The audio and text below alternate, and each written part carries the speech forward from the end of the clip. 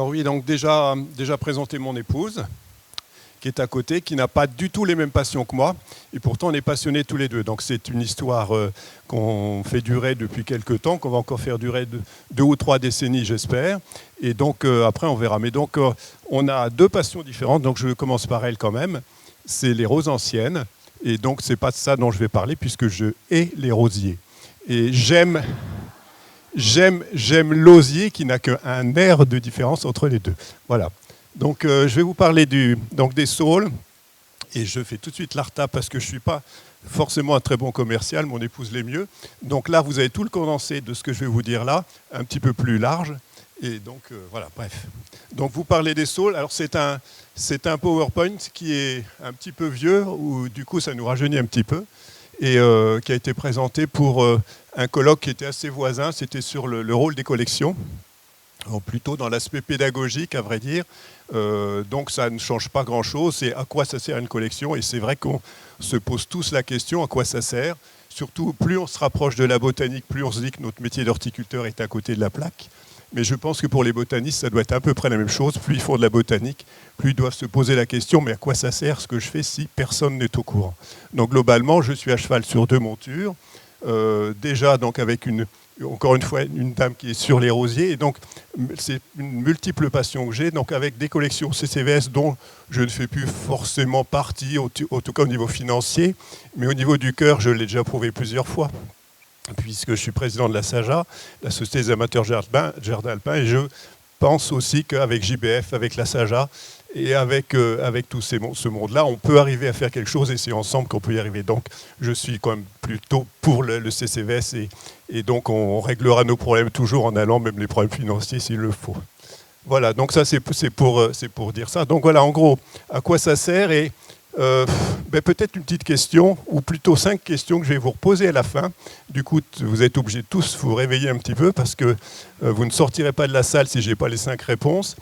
5 questions pour stimuler votre curiosité. À quoi ne sert pas le saule, l'une de ses variétés?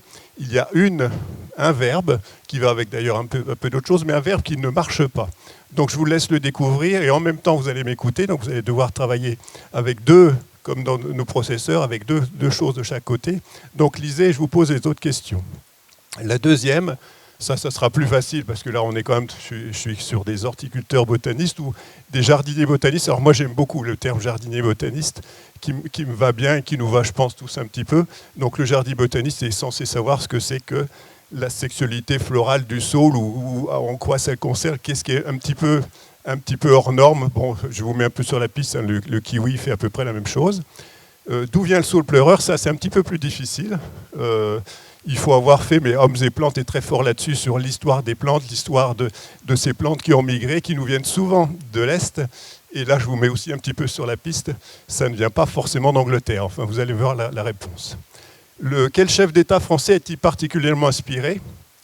Vous verrez, ou vous saurez, vous le savez peut-être. Ou quel grand écrivain philosophe qui n'est pas tout à fait français, à vrai dire. Enfin bref, j'en dis pas plus. Et puis, quel est le plus petit arbre du monde? Ça, vous devez penser que vous avez la réponse, puisque comme je parle du saule, ça va être un saule, donc vous avez au moins le point 5.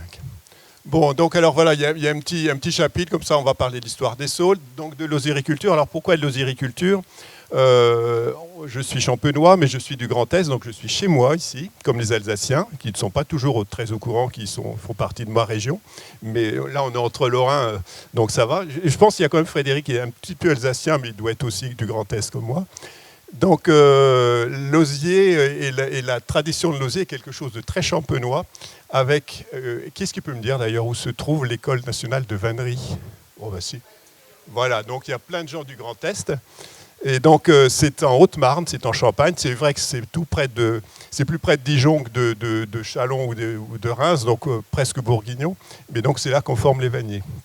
Et donc la tradition de l'osériculture est quand même champenoise, avec, on le verra tout à l'heure, 2 gros départements. Tout s'est brisé à la guerre 14-18, vous le savez tous. Il s'est passé un certain nombre de choses sous lesquelles on est encore. On n'a encore pas digéré la guerre 14-18. Les Américains d'ailleurs le pensent aussi, et tout un certain nombre de choses. Plus près? Plus court? Oui, d'accord.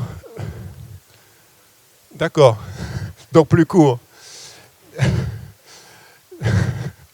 Bon, Et donc en gros, la tradition de l'osier était en Haute-Marne très importante, puisqu'il y avait une tradition plutôt de qualité, et la quantité était plutôt faite dans les Ardennes. C'était le plus gros producteur en termes de tonnage, et on le verra tout à l'heure. Donc on parlera d'écologie, des pollutions, forcément, d'écologie et aussi d'érosion. Ce qui se passe actuellement dans l'hémisphère nord avec le dégel du permafrost, c'est quelque chose qui est limité par les saules, et les saules sont là pour stabiliser. On verra que le saule, c'est le record d'altitude et de latitude, et c'est un peu eux qui stabilisent les sols. Donc si on a besoin un petit peu de ces sols pour les stabiliser, c'est à eux de le faire, et pourquoi pas. Donc aussi, pourquoi pas dans les jardins. Donc un peu de botanique très légèrement, la pédagogie, les bienfaits du saule. Alors ça sera avec mon regard à moi qui suis un pépiniériste, donc je suis un peu botaniste, mais globalement, pour moi, ce que j'aime chez le saule, ce qui m'y a fait plonger, c'est les bois, les couleurs de bois, et c'est les chatons, parce que c'est joli en hiver. Donc en gros, je suis un jardinier, je vends des plantes, comme Cédric, comme d'autres, et il faut que je séduise avec des couleurs de bois, avec des chatons, voilà. Les chatons, on le verra, évidemment, c'est aussi intéressant pour les abeilles, donc on en parlera un petit peu après, et voilà. Une petite palette de saules, si on peut passer vite, c'est en gros ce qu'on offre à un moment donné quand on mise un peu sur les saules. Allons-y. Donc, un petit rappel donc, pour cette vannerie avec ces paniers mannequins, les paniers des vendanges, qu'on utilisait jusque dans les années 50, qui sont faits d'ailleurs autant avec du saule qu'avec du raffia, en vrai dire, puisque là-dedans on a beaucoup de raffia. Et quand on a abandonné, quand on a perdu un peu pas ce leadership, mais la façon d'utiliser la vannerie d'une façon quotidienne, c'est évidemment à cause du plastique qui est arrivé dans les années 50, à la suite de la Deuxième Guerre, mais aussi parce que le raffia avait été rentré de Cochinchine, de tout ce qu'on pouvait faire du sud-est asiatique, parce que c'était bien le rotin, pardon, pas le raffia. Donc oui, le raffia, ça aurait fait des tout petits paniers très fins quand même. Donc c'était du rotin qu'on faisait, et donc le Feuille Billot a aussi une formation qui est sur le rotin, et donc ils se sont aussi peut-être pas tiré une balle dans le pied, mais il fallait bien un petit peu. Donc globalement le rotin a pris la place du saule, et les vanniers l'ont fait en premier. Alors allons-y. Donc voilà un petit peu pour les tonnages de ce qui était produit en osier. Donc vous voyez que les Ardennes, c'était quand même 2000 tonnes, c'est pas rien. Donc avec l'Aisne qui est pas loin, donc on est vraiment au creux un peu de cette chose-là. La Marne beaucoup moins, puisqu'on a un territoire qui est quand même plutôt sec, avec une plaine calcaire. Donc c'est évidemment lié à des terres lourdes, un climat frais. On retrouve donc la Meurthe-et-Moselle qui est aussi bien placée. Donc globalement, on peut passer un petit peu plus loin. Globalement, toute cette production de vannerie, en grande partie, il y avait les 2 tiers de la production qui était dans le nord-nord-est, qui s'explique au niveau sol et au niveau climatique, forcément. Ce qui peut évidemment évoluer un petit peu actuellement, les sécheresses étant là, pour mémoire et pour vous dire aussi un petit peu, les saules se portent et se sont très bien portés à la suite des 2 hivers, parce qu'on a un sol qui convient très bien. Le saule, le genre Salix, le foyer est plutôt subtropical au départ. Ils n'ont pas perdu ça. Donc globalement, ils sont capables de s'acclimater à des étés un peu plus secs à partir du moment où il y a de la fraîcheur, il y a la fraîcheur quelque part. Donc l'adaptation est bien. Je vous ai dit aussi qu'ils s'adaptent très haut en latitude. Donc en gros, son degré d'adaptation est très important, et c'est encore une plante d'avenir. Allons-y. Donc évidemment, la matière brute à gauche, l'osier qui est là, qui peut être traité de toutes sortes de façons, avec en général nos 5 espèces, on les verra peut-être tout à l'heure, qui ont donné pas mal de ce qu'on pourrait appeler des cultivars, qui sont des races d'osier en fait, et puis la matière finie qui est de l'osier là décortiqué, qui n'est plus tout à fait à la mode. En tout cas, les gens qui veulent faire du beau travail le font maintenant avec de l'osier non décortiqué, qui est bien plus joli, et qui favorise d'ailleurs les couleurs de bois un petit peu différentes. Allons-y. Alors, donc une première partie que j'ai traitée dans le livre, et alors c'est un bouquin qui avait été écrit en 98. On était déjà sur la dépollution, sur toutes ces choses-là, mais ça l'est peut-être encore un petit peu plus. Et globalement, un des intérêts du saule, c'est là travailler dans la Marne, c'est dans le groupe Béguincé, c'est le groupe de sucreries, ou Cristal Union, les 2 travaillent un peu dessus. En gros, c'est de remplacer des peupleraies qui ne servent plus forcément à grand-chose, ou qui ne sont pas forcément valorisées parce qu'on a des problèmes de maladie. C'est de se dire qu'est-ce qu'on peut faire en travail de dépollution, au travail de valorisation. Donc globalement, à partir de ces endroits qui sont plutôt frais, donc à côté on a une sucrerie donc avec des betteraves qui arrivent régulièrement dans toute la campagne, donc actuellement. Ces betteraves sont lavées avec de la terre qui est forcément assez forte, riche en nitrates. Donc ces nitrates ne sont pas des gros polluants, mais n'empêche qu'on les retrouve sur ces fonds de vallée. Et globalement, l'idée c'est de dire on va étendre ces eaux de lavage de betteraves pour donc arroser déjà ces plants d'osier qui vont pousser et qui vont capter aussi le nitrate. Donc mission accomplie. Les recherches, enfin toutes les capteurs qui ont été mis avec des capteurs piezo pour voir un petit peu si ça passait ou pas, effectivement on se retrouve avec une dépollution qui est assez performante, avec des saules qui ont bien poussé. Après, qu'est-ce qu'on fait de ces saules? Parce qu'évidemment, s'il n'y a que ça, on dit c'est bien, on a dépollué, mais comment on paye? Parce qu'encore une fois, quand on est sur un régime un peu, on va dire l'entreprise privée, mais je pense qu'on est tous sur le même régime, c'est comment on peut valoriser. Donc l'idée, c'est que ce bois va partir sur, on va dire, deux secteurs un peu différents, on va dire des biocomposants. Donc l'idée, c'est d'allonger à partir de la cellulose des produits qui sont d'origine, on va dire, de tout ce qui est plastique et tout ce qui est pétrochimie, soit pour aller être brûlé dans... Puis il y aura une troisième, à vrai dire, une deuxième qui serait pour brûler dans des centrales thermiques. Donc en gros, c'est du carbone, donc ça brûle, ça dégage de l'énergie. Voilà. Et puis aussi une troisième qui serait le mulch ou la récupération de matières organiques pour faire des terreaux, des choses comme ça. Donc globalement, c'est quand même des choses importantes. Le petit souci, c'est qu'effectivement, il faut travailler un peu ces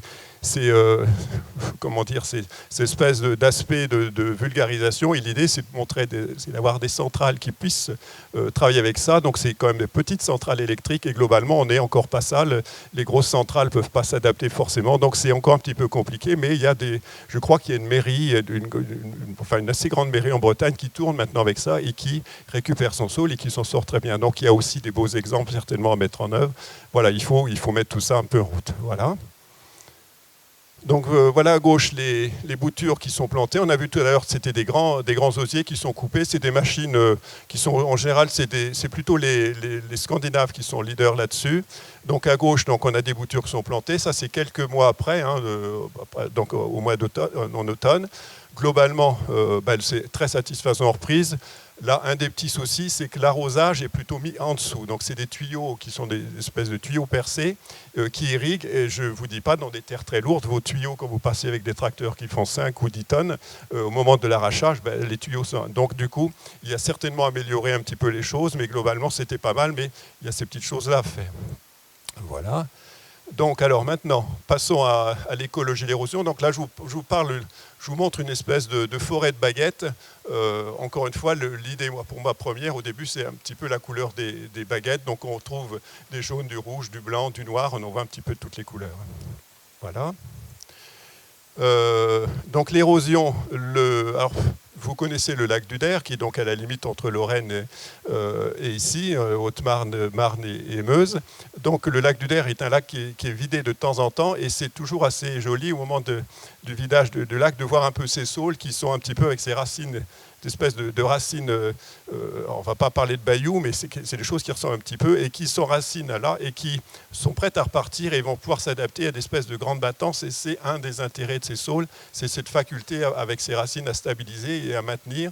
Donc on utilise, donc là c'est pas tout à fait pratiqué mais qu'on a utilisé beaucoup chez les Suisses sur le Rhône, le Rhin, et surtout maintenant de plus en plus chez nous sur le Rhône, tout le long entre Lyon et la haute vallée du Rhône, c'est très très stabilisé. On a beaucoup de travaux paysagers qui ont été faits. Alors je pense qu'on va le voir après. Voilà, donc ça c'est des choses qui ont été faites dans la fin des années 2000 et vous n'y voyez plus rien du tout, hein. Tout ça a été stabilisé.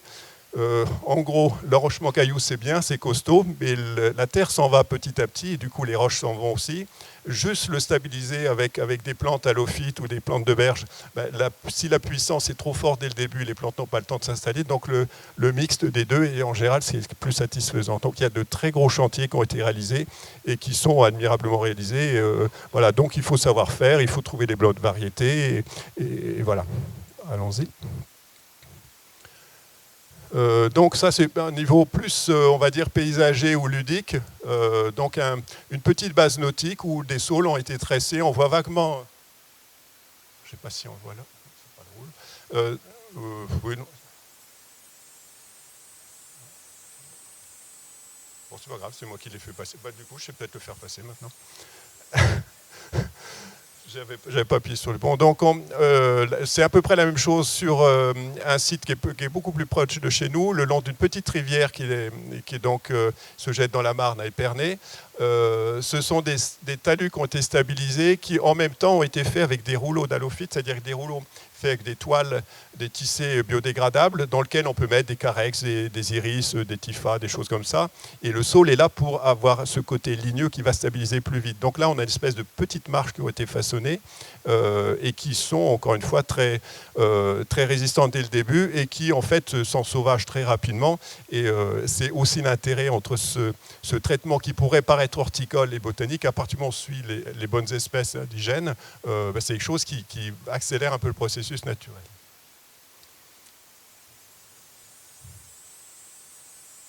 En fait, j'ai pas su. Voilà, ça c'est le rouge. Voilà. Écologiquement, donc le saule, on va le trouver, je vous l'ai dit un petit peu, très haut en altitude. Le record d'altitude pour le ligneux, c'est le saule qui l'emporte. On va le trouver à peu plus de 6000 mètres dans l'Himalaya. On va le retrouver sur le Svalbard, pratiquement à 700 ou 800 km du pôle Nord. C'est le dernier ligneux qu'on va trouver en altitude. En latitude aussi, donc c'est un peu le record. Donc là, c'est Salix foetida qu'on trouve dans le Grand Paradis à 2008, mais on peut trouver du saule, notamment Herbacea, Reticulata, tous ces petits saules alpins qu'on peut trouver jusqu'à plus de 3000 mètres. Voilà une réponse. Donc le petit saule Salix herbacea, on était encore avec les francs, là, donc c'est un tout petit saule qui en fait fait, en gros est la hauteur d'un thym ou à peine. Alors ce qui est intéressant et ce qui fait perdre un peu la tête, et c'est là où vous sentez que vous devenez salicophile, c'est que ce même petit saule est dans des ambiances ou des endroits qui sont tellement éloigné d'autres voisins que la limite, il n'a aucune concurrence. Le saule est un pionnier, c'est un strict héliophile, hein, donc vous ne verrez jamais un saule en forêt. Les gens de l'ONF ne connaissent pas les saules, pour eux ce ne sont pas des arbres, ce sont des choses qui sont au bord de la forêt, donc c'est toujours des pionniers. Et donc ce saule, on peut le retrouver pratiquement le même, et il y a eu quelques essais qui ont été faits par des Canadiens ou des Américains, je pense que c'est des Canadiens sur les territoires du Nord-Ouest, où ils ont retrouvé chromosomiquement le même saule qui faisait 1 km sur 1 km. C'était le même identifié, il avait rampé. Donc en gros, le plus petit arbre du monde, c'est aussi un saule qui peut faire 100 hectares ou à peu près. Donc voilà, c'est le plus petit et le plus grand à la fois. Ah ben voilà, donc je suis en Alsace. Le Kopfweide, donc c'est quand même le statut de saule tétard, c'est quelque chose qui est privilégié un peu partout. On pense dans les dômes, on pense un petit peu où le tétard est quelque chose d'important. En Alsace, il fait partie un petit peu du patrimoine, et ça c'est intéressant, ne serait-ce que pour expliquer aux enfants. Tout ce patrimoine, c'est aussi un cortège floristique, un cortège faunistique, et c'est un petit monde à part, le saule tétard. Il a tout, alors je ne vais pas vous vous les voyez à peu près, là, vous avez souvent l'herbe à Robert, la morelle, tout un tas de choses qui sont avec, et c'est un petit monde à lui.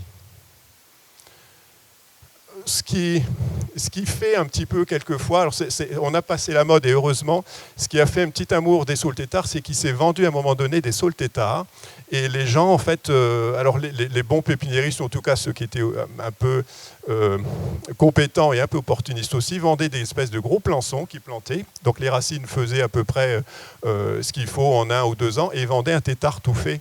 Sauf que c'est comme vous vendre un bonsaï qui a 2 ans et qui a l'allure d'un bonsaï de 50 ans. Le tétard, comme le bonsaï, c'est quelque chose d'un peu culturel. Et on peut pas.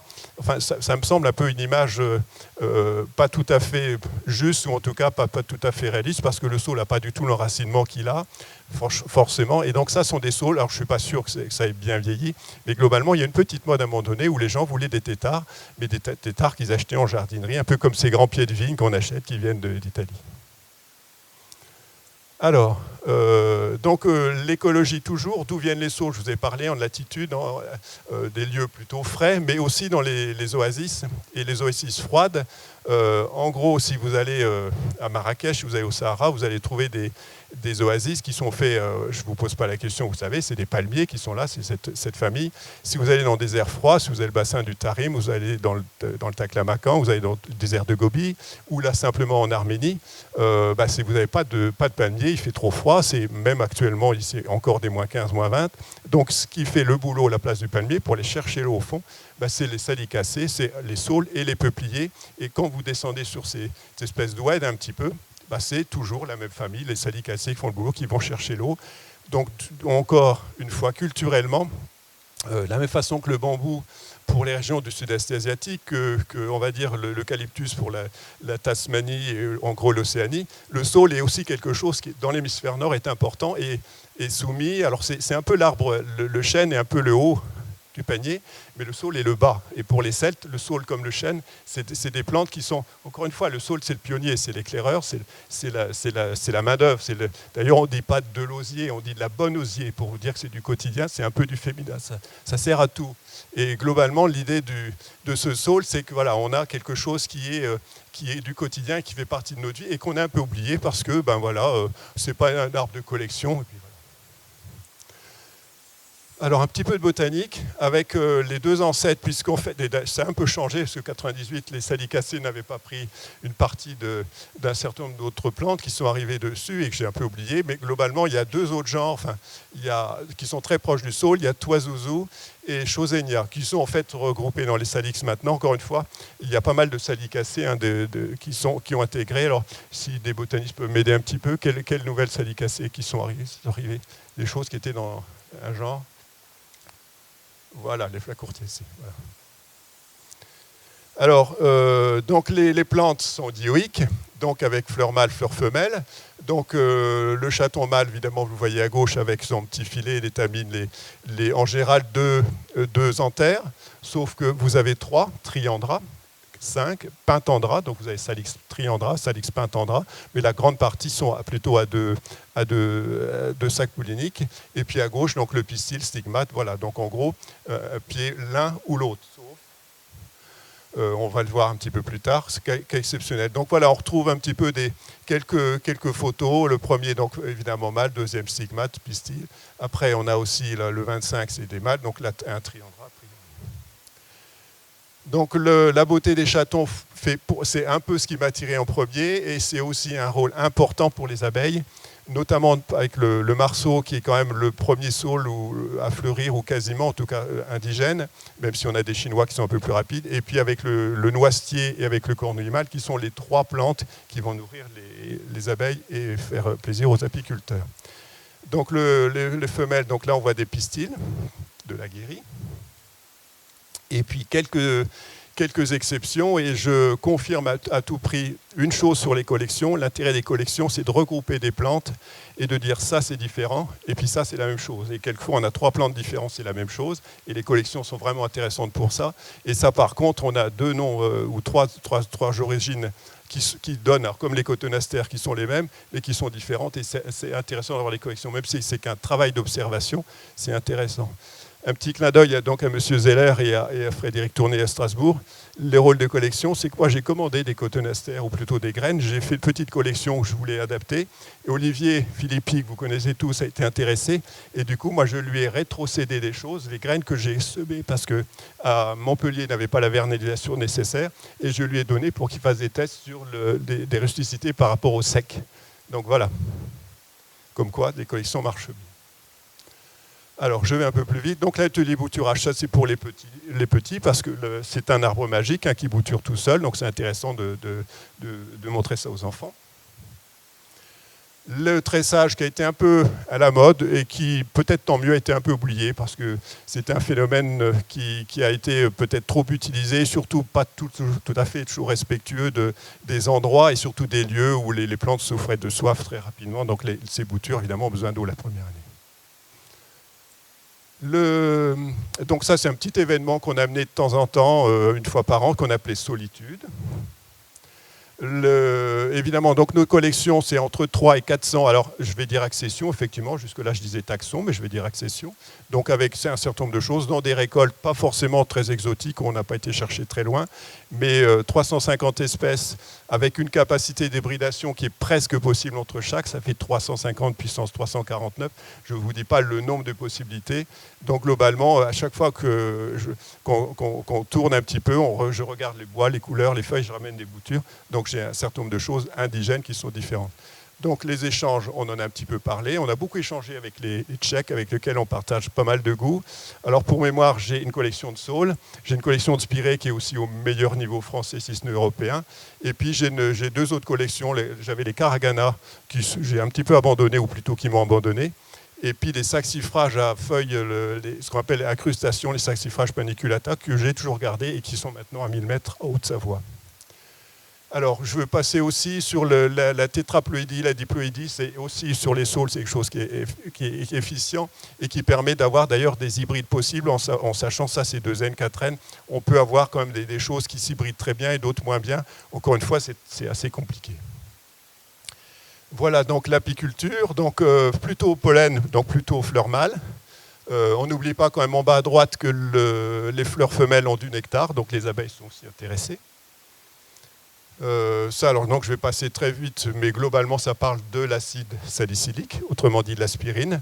Alors, sachez quand même que l'aspirine a été donnée par rapport à l'aspiré et que j'ai les deux collections pour vous guérir la migraine, si jamais après vous avez un peu marre de mon discours. Alors, pourquoi l'aspiré? En fait, c'était pas de l'aspiré, c'était de la filipendule. Donc, on ne dirait plus maintenant l'aspirine, on dirait la filipenduline, mais Bayer n'a pas choisi ce nom. Salix, toujours donc, dans les beaux, Nezuneco. Alors ça, Nezuneco, c'est peut-être d'ailleurs plutôt Mezuneco, c'est du japonais. Arrivé chez nous, alors là, au niveau de traçabilité, c'est compliqué. C'est vrai qu'on sait que c'est du japonais. Globalement, on n'est pas arrivé à retrouver la traçabilité. On a une pépinière qui vient de Haute-Saône, et après, on ne sait pas d'où la pépinière. Voilà, donc c'est quelque chose qui est arrivé. Voilà. Donc avec un très gros chaton genre Marceau. Irorata, qui est un sud-ouest américain, plutôt amateur de sec. L'Anata, que vous connaissez peut-être un petit peu, très très rare chez nous, puisque c'est plutôt un arctique. Lindleyana, donc un Himalayen. Gracilella melanostakis, qui a été très à la mode, qui est encore une bonne vente, puisqu'il est rouge et noir. Micrugosa, qui n'a encore une fois un nom qui ne veut rien dire, mais on le garde avec ce nom-là. Voilà. Miyabena, qui est rigolo, il y a comme des chenilles. D'autres chatons mâles. Starkiana, qui n'est pas le bon non plus. Zilberglanz, qui est un caprea. Là aussi, nos collections, même si on n'a pas forcément tous les ouvrages de botanique, l'intérêt, c'est quand même de valider ou pas des noms. Et ça peut être intéressant quand nous, les gens nous demandent un petit peu, ça vous connaissez, non, ça, c'est pas un bon nom et ça n'existe pas. Helvetica, que vous connaissez, le saule de Suisse, plutôt alors un des rares qui craignent le calcaire, puisque mon deuxième travail, le travail de fond, c'est quand même les plantes de terrain calcaire, chez nous en Champagne, donc celui-là va pas bien. Gracilella, qui est très joli. Donc Corianagi, évidemment, japonais. Rarusmiti aussi. On a le saule couvre toute depuis la Bretagne depuis Brest jusqu'à Brest-Litovsk. En gros, c'est tout l'hémisphère nord. Il y a la fête des plantes, la fête des saules en Russie, pas en Suède aussi, en Écosse. Donc voilà, le saule est quelque chose de vraiment important culturellement.